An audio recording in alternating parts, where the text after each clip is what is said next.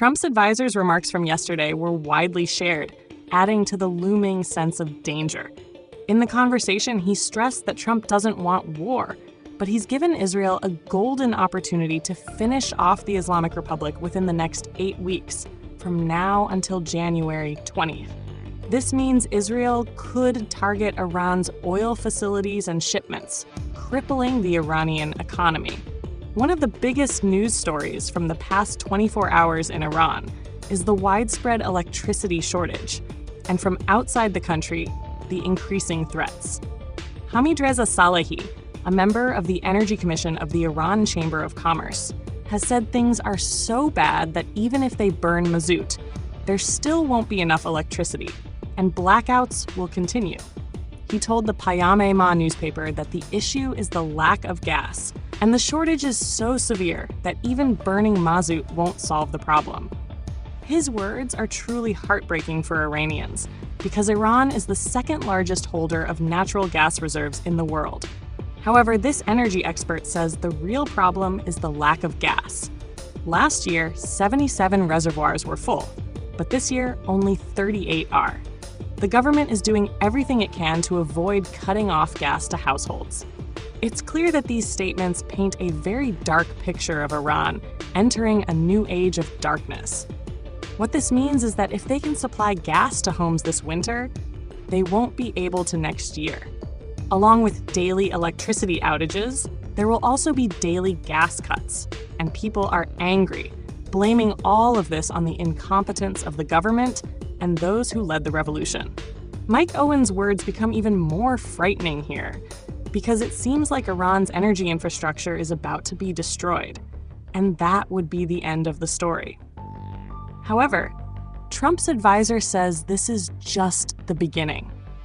After the collapse of the economy, the 85% of Iranians who oppose the mullahs will take to the streets and finish off the Islamic Republic. Naturally, after the attack and the fall of the Islamic Republic, the next phase will be the rebuilding of Iran and its destroyed, outdated infrastructure.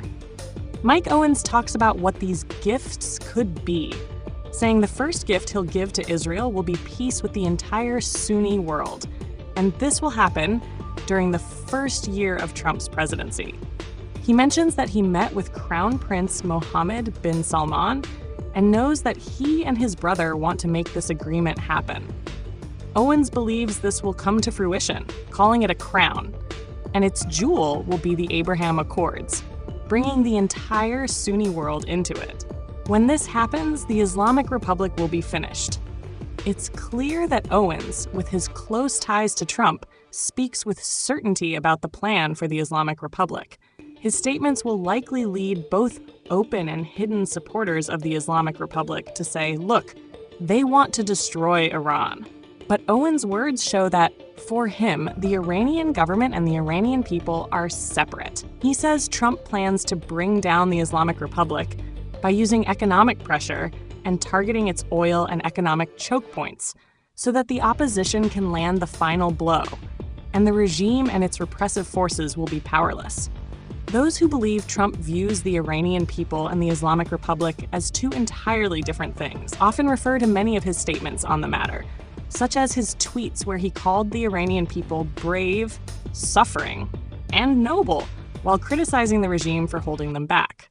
Trump might have been the first politician to say at the UN that he saw the Islamic Republic as a corrupt dictatorship, and that the Iranian people are the greatest victims of this regime. If the words of his advisor, Mike Owens, are correct, and his analysis based on his understanding of Trump proves true, it means that by the time Trump enters the White House, the Islamic Republic will either be finished or so weakened that if its internal opponents want to, they will be able to easily overthrow it. Trump supporters and those backing his policies regarding the Islamic Republic refer to these statements and, in these critical historical moments, tell the people, let's resolve something now. When Trump talks about Iran, he means the Iranian government. Trump has repeatedly made it clear that when it comes to the people of Iran, he separates them from the regime. This group emphasizes that it's important to highlight this distinction and continue with strength. However, They warn that if you ever hear Trump say, "We will destroy Iran," don't let it throw you off. Don't think you've been betrayed or that the existence of Iran is under threat. Stay calm and respond thoughtfully. They claim that this is a trap soon to be set by the left-wing, pro-democratic, and reformist factions, aiming to manipulate your mind and emotions, making you feel sympathy for the mullahs.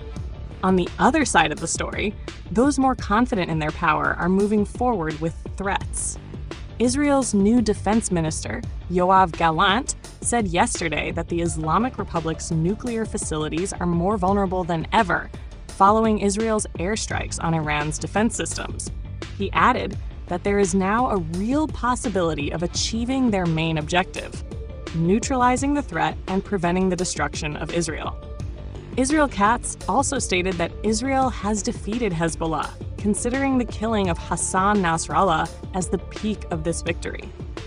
He said that now their task is to continue applying pressure until they can reap the benefits of this victory. Israeli soldiers are also celebrating this success, while the Islamic Republic claims that Hezbollah has emerged victorious. Why would Mohammed bin Salman defend the Islamic Republic? On the surface, it seems that he doesn't want war in the region. However, if we look deeper and read between the lines, could it be that he's trying to keep his hands clean and protect his country from the fire that's about to erupt? He might be trying to shield Saudi Arabia from the fallout of any potential wider conflict. The question is, will Trump and Netanyahu, who now seem to be the main players on the world stage, heed bin Salman's request and say, "Since you asked, we won't attack the Islamic Republic"?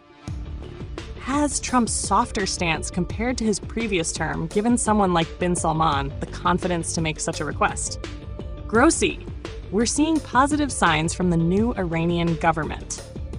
Rafael Grossi, the Director General of the International Atomic Energy Agency, announced ahead of his trip to Tehran that he has observed positive signs from the new Iranian government regarding dialogue and cooperation. New York Times. 5 Iranian officials familiar with the country's foreign policy planning, 2 of whom are from the Ministry of Foreign Affairs, said that the country's experience with the Biden administration has been disappointing. This has led many to conclude that an agreement with a Republican government would yield more lasting and stable results. The 2 foreign ministry officials added that Iran has been preparing for the possibility of a Trump presidency for months, and the ministry set up an informal working group on the matter as early as March. Pezeshkian, I believe we should treat friends with kindness and handle enemies with tolerance. Whether we like it or not, we will face the U.S., so it's better to manage the arena. The president said, I believe that whether we want it or not, we will inevitably face the U.S. in regional and international arenas, and it's better for us to manage this arena ourselves. Ultimately, the government will lead foreign policy in alignment with the broader strategies and approaches of the system. Make sure to subscribe to our channel so you stay updated with the latest news.